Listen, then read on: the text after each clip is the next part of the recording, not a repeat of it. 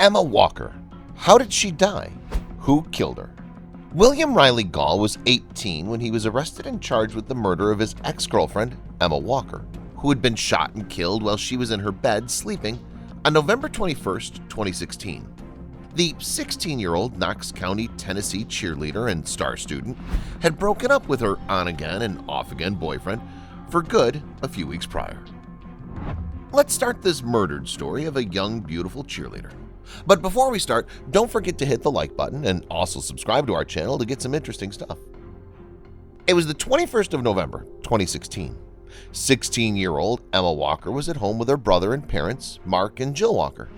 They lived in a single-story house in Knoxville, Tennessee in the United States. She had school that day.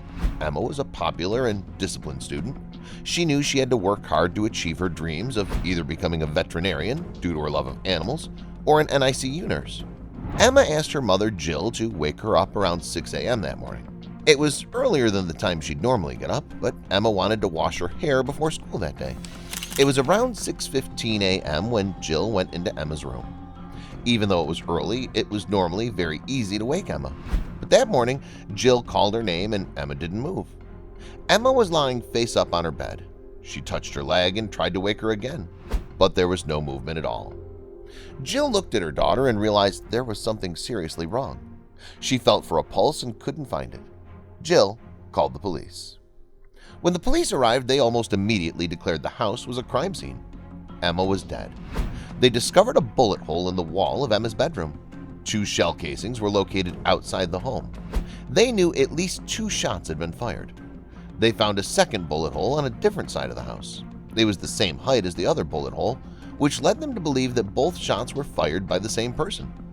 Police established that Emma had been shot dead in her sleep. She was shot while she was lying in bed by someone standing outside the house in her backyard. The bullet, which came from a 9mm handgun, went through the wall and struck Emma behind her left ear. She died instantly. The second bullet lodged in her pillow.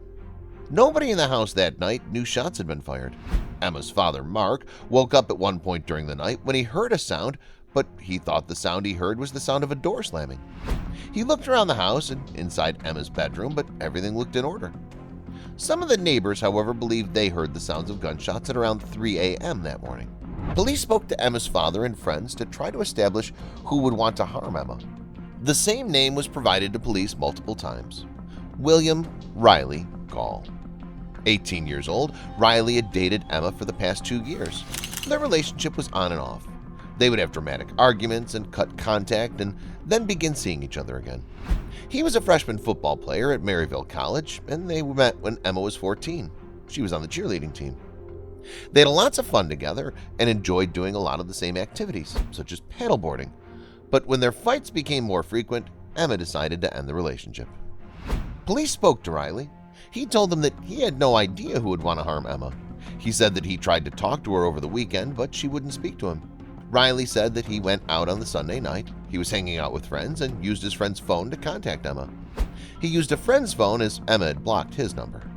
He tried to contact her a number of times, but she wouldn't engage with him. He stopped off at his grandparents' house for a while and then drove to the college. He lived in a dorm room on campus. Riley told police he was in his car for 2 to 3 hours crying due to the breakup. His roommate told police that Riley got back to the dorm at around 4:45 a.m. He asked him to wake him at 8 a.m. for class, and then he went to sleep. 2 of Riley's friends contacted the police. Alex McCarty and Noah Walton told police that Riley had a gun in his possession before Emma's death.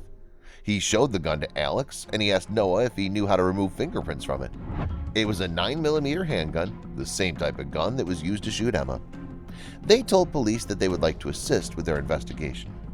Police wired them up with microphones and hid a video camera in a key fob. Noah invited Riley to his house. The 3 boys played video games, and Riley asked them if they would go to the Bluffs.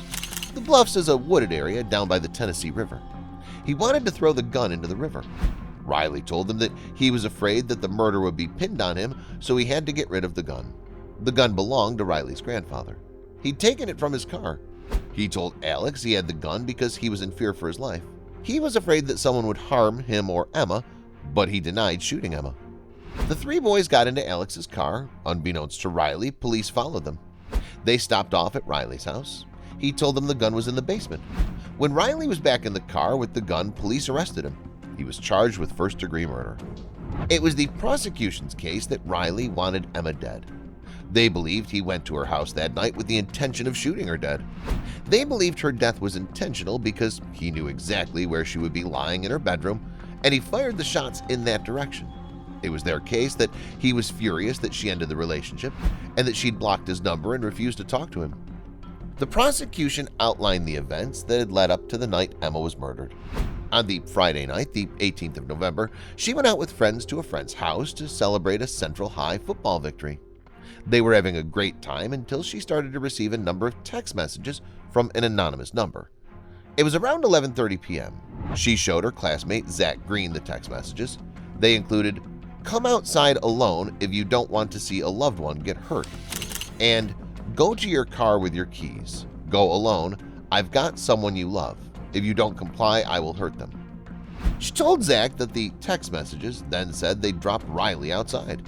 Zach and Emma went outside and found Riley lying face down in a ditch. He told them he didn't know what had happened and he didn't know how he got there. Emma told him to leave her alone and that they'd broken up. Riley left. He called his friend Noah and told him he'd been kidnapped. Someone threw him into a van. Noah didn't believe him. The next morning, the Saturday, Emma was home alone.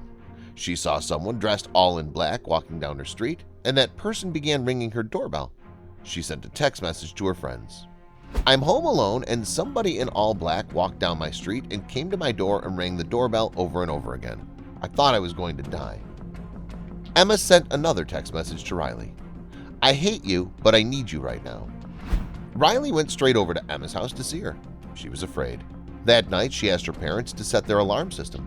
The following day, the Sunday, Riley tried to contact her 60 times using a friend's phone. She didn't want to speak to him. She went to bed just after midnight, and a few hours later, she was dead. It was the prosecution's case that Riley was behind those events, and he wanted to frighten and control Emma. He wanted her to believe that she needed him. Emma's family had initially liked Riley. He was polite, and he was very much in love with their daughter, but they began to see a different side to him. He was possessive. He didn't want Emma to do anything without him. When she was at work at the supermarket, he would wait for her outside. He was controlling too. He told her what she should wear and who she should see. But it was a text message that Jill saw that really frightened her. Riley sent a text message to Emma that said, "I see your name in the obituary." Jill and Mark told Emma that she could not contact him, and they told Riley he was no longer welcome in their home. The prosecution believed that Riley murdered Emma that night because if he couldn't have her, then nobody else could. It was the defense's case that Riley fired the shots at Emma's house that night, but the killing was not premeditated. It was their case that Riley did not intend to harm or kill Emma. He wanted to scare her so that she would need him and take him back. The jury found Riley guilty of first-degree murder, stalking, reckless endangerment, theft, tampering with evidence, and possession of a firearm during the commission of a dangerous felony in Emma's death. In the state of Tennessee, a first-degree murder conviction carries an automatic life sentence. His sentence allows for the possibility of parole after serving 51 years. Riley apologized to Emma's family in court. "I'm sorry I took Emma away from you. I loved Emma. There's not a day that goes by that I don't think about what I did." He had no criminal record prior to his conviction for Emma's murder, but there were plenty of red flags that his behavior would escalate, and it did. Emma made the decision to end their relationship, but Riley didn't accept her decision. Emma was a beautiful and kind young woman, and her family want people to remember her by being kind to others. That's all about today's story.